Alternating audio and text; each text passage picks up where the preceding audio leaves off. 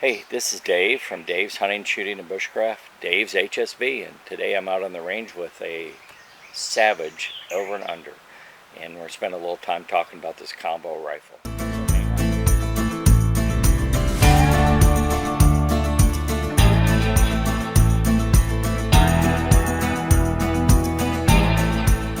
Hey, it's Dave.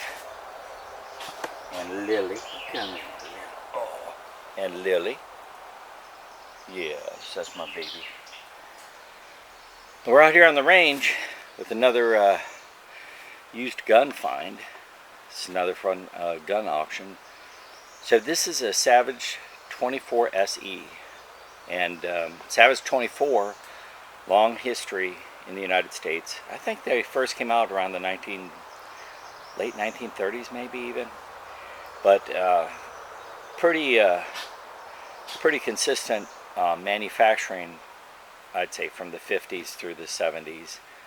The 24 SE, so S means that it's got the side handle for opening and closing of the breech.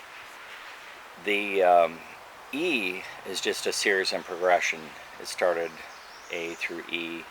I think E is the end, and so these started the side with the side breech opening started in the, I think, the 1960s, like 1962 or so, and ended around 1972. So they had about a 10-year run with A through E. And then you could put a D at the end, and that would be Deluxe, which then had a better finish, more of like a steel finish, and sometimes even some engraving on it. The standard 24 just came with a blued finish and a blued barrel, and you can see that mine is the barrel and the bluing on the receiver are probably of not the best condition, but the barrel itself is very clean, and the wood itself, the wood furniture on it, is in really good condition. I don't know if I'll try to reblue it or not. I kind of like the patina. I mean, this is the historic hunting gun, I think, for a couple decades.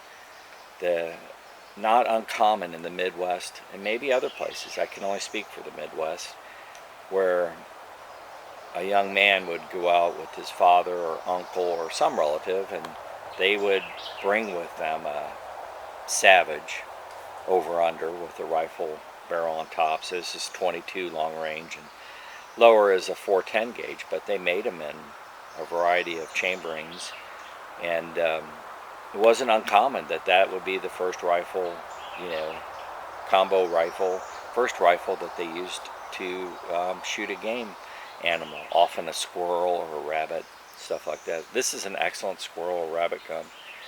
It gives you the choice. You could also shoot small birds with it. So anyway, it's I just love that history to it. That it's very utilitarian in that it has two purposes. The accuracy of a 22, and then the spread of a 410, but nothing that goes really much beyond 30-40 yards. For a 410, probably stretching it at 30 yards, maybe it's 25, but a 22 can definitely go out to 50 yards or so. So that's it's just, to me, there's just a lot of Americana in this, and it's very well built. It's heavy. It's a heavy rifle. It weighs well over 7 pounds, which is heavy for a 22, and it's because of the nice wood furniture on it and the way it's built. I'll show you the details of it here in a minute, but let's put a couple down range, and then I'll bring you up close and we'll talk about it. So, like I said, you open the breech, you got the side charging handle, so you can pull that down, and it pops open just like an over or under does.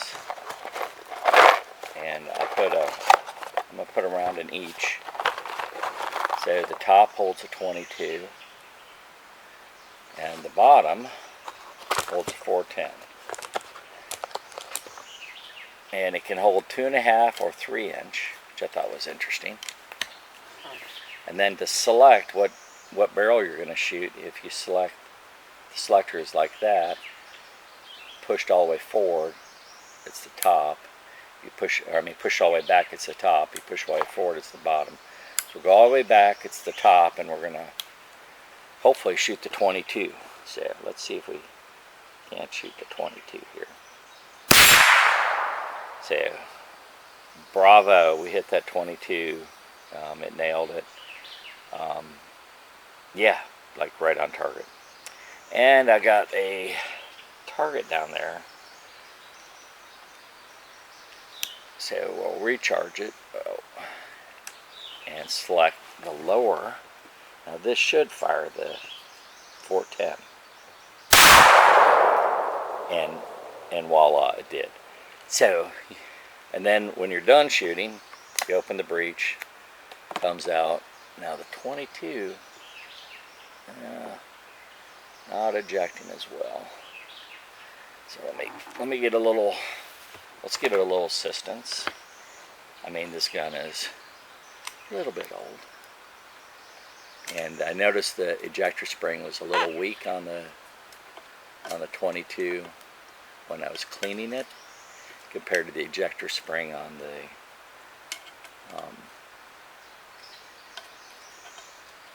on the 410. So,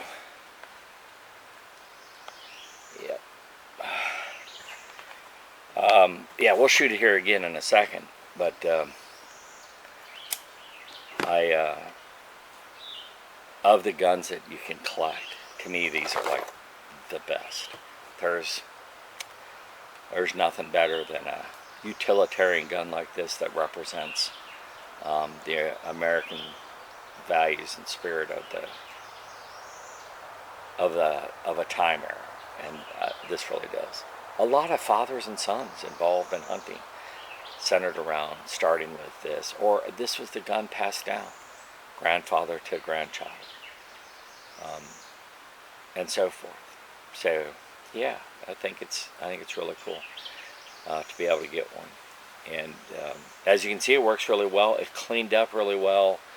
I'll give you a close look of it here so you can see the patina and stuff. Got my mobile cam over here. We'll use it for the close-up shot. So you can see the wood is really good shape, but bluing, not so good. You can see here's the side action I was talking about, and that's what opens the breech to allow you to load it. And then it's got a really good looking forearm. Now the barrel, you know, it's not the prettiest. It's used, but it shoots well, and it was really clean. The inside was really clean. Now, like everything, you know, the barrel could use a new bluing for sure. And maybe I will re-blue it. I don't know. You can see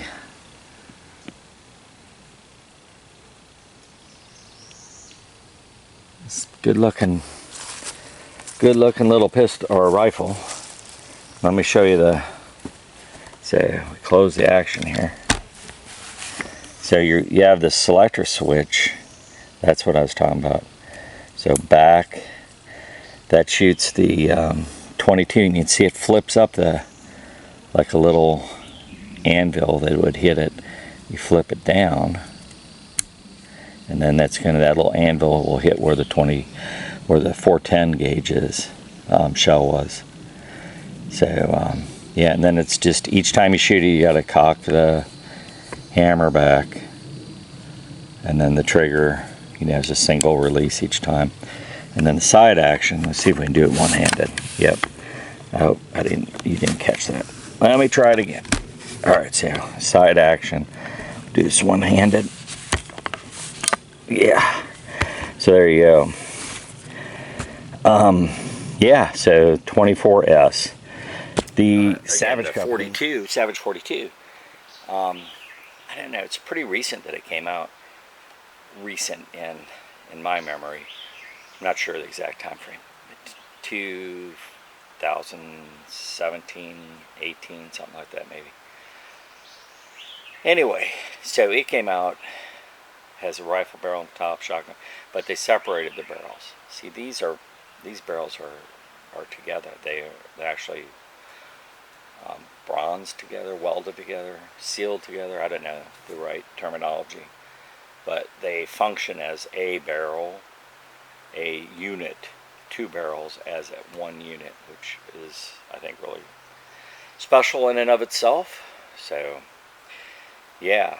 And then you remember the Savage 219 I had, which took the same concept. It said, well, we'll use one receiver and then we'll put multiple barrels on it. So you remember I have one receiver for that, and it had a 30-30 barrel, so it'd shoot a 30-30 Winchester. Or you could put a shotgun barrel on it, and it was a 16 gauge shotgun. So deer hunting or pheasant, deer hunting or duck. So yeah, multi-purpose. That's the dealio. So let's do it one more time. You'll see this more on the channel. I'm really happy with this find. I had kind of given up because the prices on these had been going up, and I bid low, and I don't know what happened. I guess people just missed that it was there and weren't paying attention or whatever, and next thing I know, I get notified that, hey, you won it. I'm like, well, that's good. Alright, again, we're going to do the 22 first, and I'm going to put it on a plate again. Try to anyway.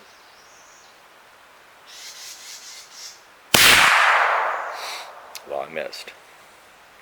And then cock it back, switch it down, shoot the 410. And again, we're shoot up at the corner.